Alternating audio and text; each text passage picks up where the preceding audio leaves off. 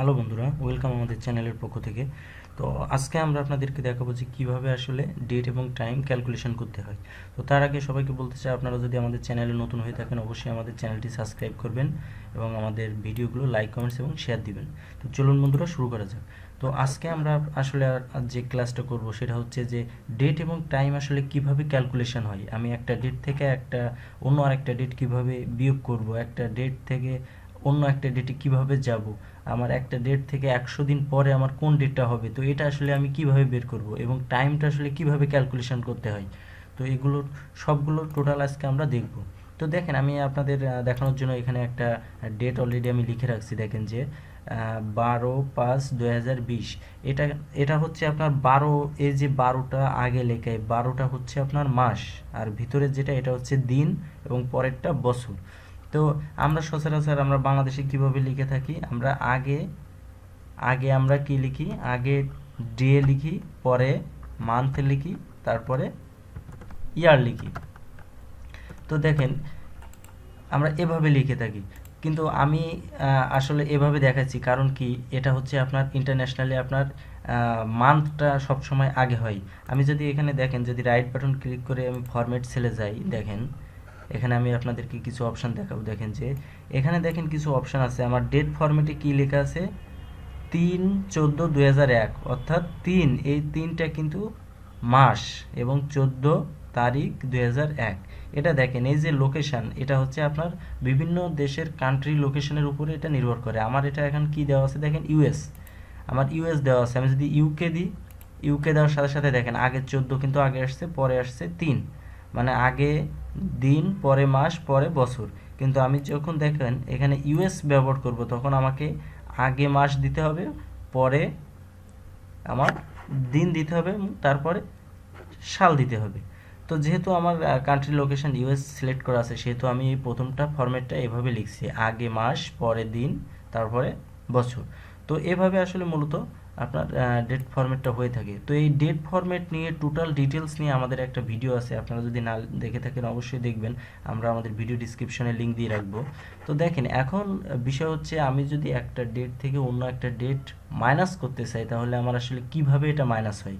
তো সেক্ষেত্রে আপনাকে একটা জিনিস খেয়াল রাখতে হবে, আপনি যখন কোনো ডেট আপনার মাইনাস করতে চাবেন বা ভ্যালু বের করতে চাবেন, সেক্ষেত্রে আপনাকে মনে রাখতে হবে যে আপনার ডেটের যে ফরম্যাট, আপনার সবগুলো ডেটের ফরম্যাট সেমভাবে হওয়া লাগবে। আপনি যদি একটা মাস আগে দেন এবং দিন পরে দেন, এবং অন্য একটা যদি মাস পরে দেন, দিন আগে দেন, তাহলে কিন্তু আপনার ক্যালকুলেশনটা হবে না। সেক্ষেত্রে আপনাকে অবশ্যই আপনাকে সবগুলো ফরম্যাট সেম করতে হবে, অর্থাৎ ইন্টারন্যাশনালি যে ফরম্যাটটা ইউজ হয় কম্পিউটারে, আমরা সেটা ব্যবহার করব। তো দেখেন, আমি এখানে আপনাদের দেখানোর জন্য এখানে একটা ভ্যালু বা একটা ডেট আমি বসায় রাখছি। যেহেতু আমি প্লাস মাইনাস করব, সেহেতু আমি এখানে আপনার আমি এখানে সাপোজ এটা আমি 15 তারিখ দিলাম, 15 তারিখ। আমি 15 তারিখ থেকে এই তারিখটা বিয়োগ করব। তো এখন দেখেন যে বিয়োগটা আসলে কিভাবে হয়। আমরা আমরা কিন্তু জানি এই ডেটটা কিন্তু এর কিন্তু একটা ভ্যালু আছে। দেখেন, আমি যদি এখানে সাপোজ 3 থেকে 5 বিয়োগ করি, দেখেন আমার এখানে 5, এখানে 3, আমি যদি এটা বিয়োগ করি, দেখেন আমরা জানি কি বিয়োগ কিভাবে করি। আমরা আমরা সমান চিহ্ন দিয়ে যদি আমরা এটা দেই, 5 থেকে -3, 5 থেকে আমি 3 বিয়োগ করবো, দেখেন অটোমেটিক্যালি কিন্তু 2 আসছে। এই যে 5 বিয়োগ 3 সমান 2, দেখেন এটা কিন্তু একটা ভ্যালু, এটা কিন্তু একটা ভ্যালু, কিন্তু আমরা কিন্তু জানি না যে এই ডেটের পিছনে ব্যাকগ্রাউন্ডে কিন্তু একটা ভ্যালু আছে। সেই ভ্যালুটা কত আছে আমরা কিভাবে দেখবো, দেখেন আমি যদি এখানে ক্লিক করি, এখন যদি আমি কমাতে প্রেস করি, দেখেন এখানে কিন্তু অলরেডি একটা ভ্যালু আছে। আপনি যদি এখানে ক্লিক করে যদি এখানে আপনার কমা দিই, দেখেন এখানেও কিন্তু ভ্যালু আছে। তা আমি যখন একটা ডেট থেকে আরেকটা ডেট মাইনাস করব, তখন আমার কি হবে, এই ভ্যালু থেকে এই ভ্যালু মাইনাস হবে। এভাবে মূলত আমাদের আপনার ডেট ক্যালকুলেশনটা করা হয়। তো দেখেন আমার এখানে অ্যাকাউন্টিং চলে আসছে, আমি যদি এখানে ডেট দিই, এটাও আমি ডেট করে নিলাম। দেখেন, এখন যদি আমি বিয়োগ করতে চাই, তাহলে আমি কিভাবে করব, আমি সমান চিহ্ন দেব, দিয়ে আমি এই তারিখ থেকে এই তারিখ বিয়োগ করব। তাহলে আমি এটা বিয়োগ এই তারিখ, যদি আমি এখন ইন্টার প্রেস করে, দেখেন আমার এখানে কি আসছে, 10 দিন। এটা আসলে কিভাবে আসছে, এই দেখেন আমি যদি এখানে এটা আপনার অ্যাকাউন্টিংয়ের যে ভ্যালু আছে, ভ্যালুটা যদি আমি নিয়ে আসি, দেখেন আমার এইটা থেকে এই দিনটা বিয়োগ হয়েছে। তো এই যে দিনটা, এই যে ভ্যালুটা, এটা আসলে কোথা থেকে আসলো, এই ভ্যালুটা কোথা থেকে শুরু হলো? তো দেখেন আমরা হয়তো জানি সবাই যে 1/1/1900 এই তারিখ থেকে আমাদের মূলত ডেট ক্যালকুলেশনটা শুরু হয়েছে, যার কারণে আমাদের এই যে ভ্যালুটা, এই 1900 সাল থেকে এই তারিখটা, এই যে ভ্যালুটা গণনা শুরু হয়েছে। এখন দেখেন আমি যদি লিখলাম যে 1/1/1900, এটা যদি আমি অ্যাকাউন্টিংয়ে নিয়ে যাই, দেখেন এখানে 1 আসছে, অর্থাৎ এই 1900 সালের জানুয়ারির 1 তারিখ থেকে মূলত আমাদের এই তারিখগুলো ক্যালকুলেশন শুরু হয়েছে। এই নাম্বারের, এই যে আপনার ডেটের ব্যাকগ্রাউন্ডে যে ভ্যালুটা আছে, ভ্যালুটার ক্যালকুলেশন শুরু হয়েছে। তো এভাবে মূলত আমরা ডেট ক্যালকুলেশন করে থাকি। তো দেখেন আমরা আরও একটা জিনিস দেখি যে আমরা যদি এখানে দেখেন, আমি একটা আপনাদের দেখানোর জন্য একটা ডেমো তৈরি করে রাখছি। এখানে ডেট দিছি 12 মাসের 5 তারিখ 2020, মানে আজকের তারিখটা আমি ডিসেম্বরের 5 তারিখ আজকে। এখন আমি দেখতে চাচ্ছি যে আমাদের 100 দিন পরে আমাদের কত তারিখ হবে। তো এটা আমি আসলে কিভাবে বের করব? তো এটার একটা সিম্পল যে একটা আপনার ওয়ে আছে, আমি এখন সেটা দেখাচ্ছি। দেখেন আমি যদি এখানে দেই, এই যে সমান চিহ্ন দিই, দিয়ে আমি এই ডেটটা সিলেক্ট করলাম। এখন যদি আমি প্লাস দিই, +100, মানে 100 দিন পরে কত হবে আমি সেটা দেখতে চাচ্ছি। এখন যদি ইন্টার দিই, দেখেন অটোমেটিক্যালি 100 দিন পরে আমার কি হবে, মার্চ মাসের 15 তারিখ হবে, 21 সালের মার্চ মাসের 15 তারিখ। তো এইভাবে ঠিক খুব সহজে আমরা আসলে এটা বের করতে পারি যে আমরা আমাদের 100 দিন পর বা 500 দিন পরে আমাদের কত তারিখ হবে, আমরা এটা খুব সহজে বের করতে পারি। তো এখন দেখেন যে আমাদের আরেকটা জিনিস জানার আছে, সেটা হচ্ছে যে টাইমটা আসলে কিভাবে ক্যালকুলেশন হয়। দেখেন আমি ক্লিয়ার করে দিই, ক্লিয়ার কন্টেন্ট। টাইমটা আসলে কিভাবে কন্টেন্ট হয়, টাইম কিন্তু আমরা বিভিন্নভাবে লিখতে পারি। যদি আমি 3:00 এটা যদি লিখি, এটা কিন্তু একটা টাইম ফরম্যাট। আবার যদি আমি এমন লিখি যে 3 দিয়ে এ লিখি, 3A, এখন যদি প্রেস করে দেখেন 3 AM, আমি যদি এখানে লিখি যে 3 দিয়ে স্পেস দিয়ে পি দেই, দেখেন এটা কিন্তু 3 PM অটোমেটিক্যালি কিন্তু চলে আসছে। আপনি যদি শুধু 3P দেন তাহলে কিন্তু আসবে না, আপনাকে 3-র পরে অবশ্যই স্পেস লিখতে হবে। এখন দেখেন অটোমেটিক্যালি কিন্তু 3 PM চলে আসছে।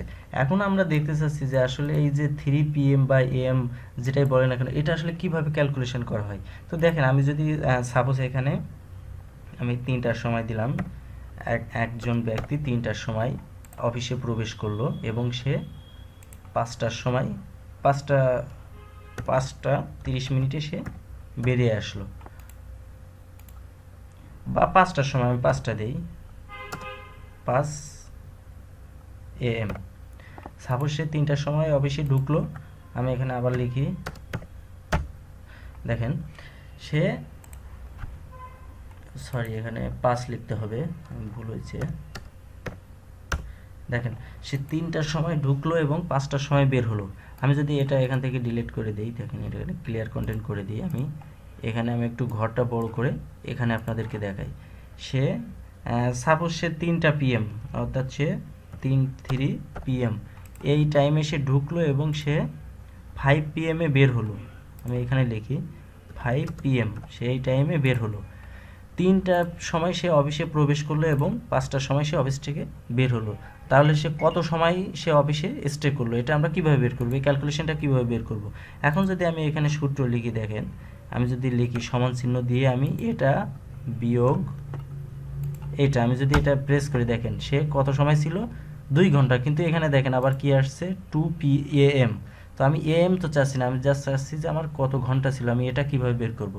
এখন যদি আমি এটার উপর রাইট বাটন ক্লিক করি, দেখেন আমি যদি এখান থেকে ফরম্যাট সেলে যাই, এখানে দেখেন যে আমার কি কি দেখাচ্ছে, এখানে দেখেন যে আওয়ার দেখাচ্ছে, মিনিট দেখাচ্ছে, AM PM দেখাচ্ছে। তা আমি চাচ্ছি শুধু আওয়ার এবং মিনিট দেখতে, তাহলে আমি জাস্ট এটা সিলেক্ট করে ওকে দিব। দেখেন সে 2 ঘন্টা ছিল। এখন যদি আমি দেখেন এখানে যদি আমি 30 মিনিট দিই, মানে সে 5টা 30 মিনিট পর্যন্ত ছিল, দেখেন সে কত সময় ছিল, 2 ঘন্টা 30 মিনিট। তো এভাবে আসলে মূলত ক্যালকুলেশন হয়। এখন প্রশ্ন আসতে পারে যে আসলে এটা কিভাবে ক্যালকুলেশন হচ্ছে। দেখেন সেমভাবে আমি যদি এটা ক্লিক করে আমি কমাতে দিয়ে অ্যাকাউন্টিং দেখতে চাই, দেখেন এর কিন্তু একটা নির্দিষ্ট একটা ভ্যালু আছে, আবার এটারও কিন্তু নির্দিষ্ট একটা ভ্যালু আছে। দেখেন এই ভ্যালু থেকে এই ভ্যালুটা মাইনাস হচ্ছে, হওয়ার পরে এখানে দেখেন এটাও কিন্তু একটা ভ্যালু, এই ভ্যালু থেকে এই ভ্যালুটা মাইনাস হয়ে এই ভ্যালুটা দাঁড়াচ্ছে। এটা মূলত আপনার নির্দিষ্ট একটা ভ্যালু, এই ভ্যালু আমরা কিন্তু জানি যে টাইম থেকে কিন্তু টাইম মাইনাস হয় না, এটা কিন্তু এর ব্যাকগ্রাউন্ডে যে ভ্যালুটা আছে এই ভ্যালুটা মাইনাস হয়ে আপনার ফলাফলটা শো করছে। তো মূলত এভাবে আসলে যে আমাদের টাইম ফরম্যাটটা হয়ে থাকে। তো আমি দেখেন এখান থেকে যদি এখন টাইম সিলেক্ট করে কাস্টম টাইম সিলেক্ট করে দেই, এখন অটোমেটিক্যালি কিন্তু টাইম চলে আসছে। আমি যদি এখান থেকে টাইম সিলেক্ট করে দেই, দেখেন সবগুলো কিন্তু টাইম চলে আসছে।